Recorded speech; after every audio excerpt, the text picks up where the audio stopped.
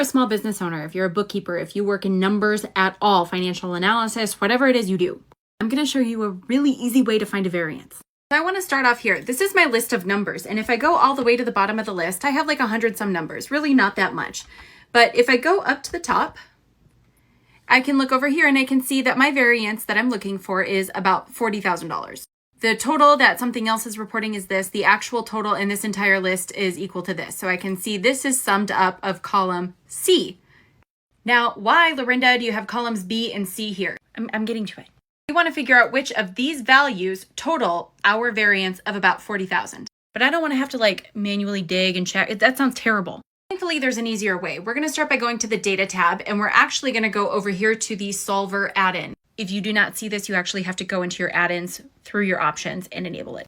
Once I click on that solver, this box pops open. So we need to do a little bit of work here. First thing we need to do is set our objective. So we want our objective to be cell F3, which is our variance, equaling 0. We are going to do that by changing cells B2 to B119, which is everything in this integer column. All I did over here was take the values, put a number 1, and then in this column C, I multiplied the value times number 1, which gives me this column. It looks a little weird, but hang on. So I'm changing my integer cells. I then have to set certain constraints. And to do that, you're going to click on Add, and you're going to select your B cells here. So we want our B column, our integer column, all of those ones, to be less than or equal to the number 1. And then you would click Add. Once we click Add, we get this second pop-up. So we're going to go ahead and say our same cells, the integer cells, are going to be greater than or equal to a 0. And then click Add again. The last constraint is going to be our B cells, our integer cells. They need to be equal to an actual integer. Then go ahead and click OK.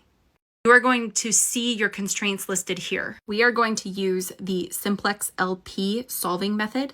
You're going to click solve. It's going to think for a few minutes. You're going to see some crazy stuff going on down there. And what it's doing is, because our actual total was based off of column C, it is changing the values in column B to make these actual total and the reported total match. And we set those constraints so the values in column B remain a 1 or a 0, and then they won't be decimals or anything in between. Solver is going to find an answer. Sometimes with rounding and things that may happen, it may not get down to the penny, but it's going to get within a reasonable degree of certainty and give those answers to you. So it figured out what I needed to. I click OK, and then we see a few things changed. Our variance is 0. The actual total of column C now equals the reported total. And now all of the 0 values were causing the variance.